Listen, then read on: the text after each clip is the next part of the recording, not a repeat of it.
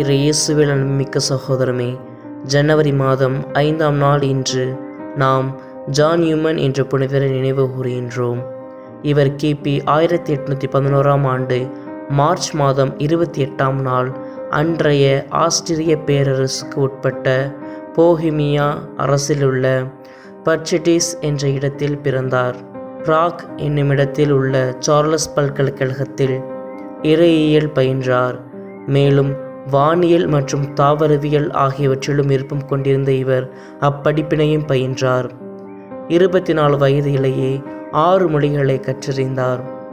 கத்தோலிக்க குருவாக குருத்துவ அருள்பொழிவு பெறுவதில் ஆர்வமிக கொண்டிருந்த இவர் கிபி 1836ஆம் ஆண்டு ஜூன் மாதம் நியூயார்க் நகரில் தற்போதைய பழைய புனித பேட்ரிக் பேராலயத்தில் குருவாக அருள்பொழிவு பெற்றார்.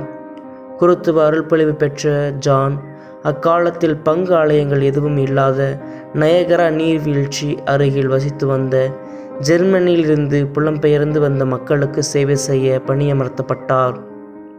குள்ளமான உருவம் கொண்ட புனித நியூமன் தனது சேவைகளுக்காக புறநகர பகுதிகளுக்கும் கிராமங்களுக்கும் குதிரையில் பயணிக்கும் வழக்கம் கொண்டிருந்தார். கால்கள் கூட சரியாக எட்டாத அளவுக்கு குள்ளமான அவரை பார்த்து மக்கள் பரிகசித்து சிரிப்பதுண்டு.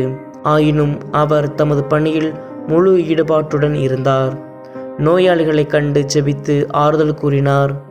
சிறுவர்களுக்கும் பெரியவர்களுக்கும் மறைக்கல்வி கற்பித்தார். பல்வேறு பங்குகளில் பல்வேறு ஆலயங்களில் கீழ் சேவை புரிந்த தந்தை ஜான் நியூமன் கிபி 1852ஆம் ஆண்டு பிப்ரவரி மாதம் 5ஆம் நாள் பிலடெல்பியா மாகாண ஆயராக நியமிக்கப்பட்டார். அவரது மறைமாவட்டம் மிகவும் விசாலமானதாக இருந்தது.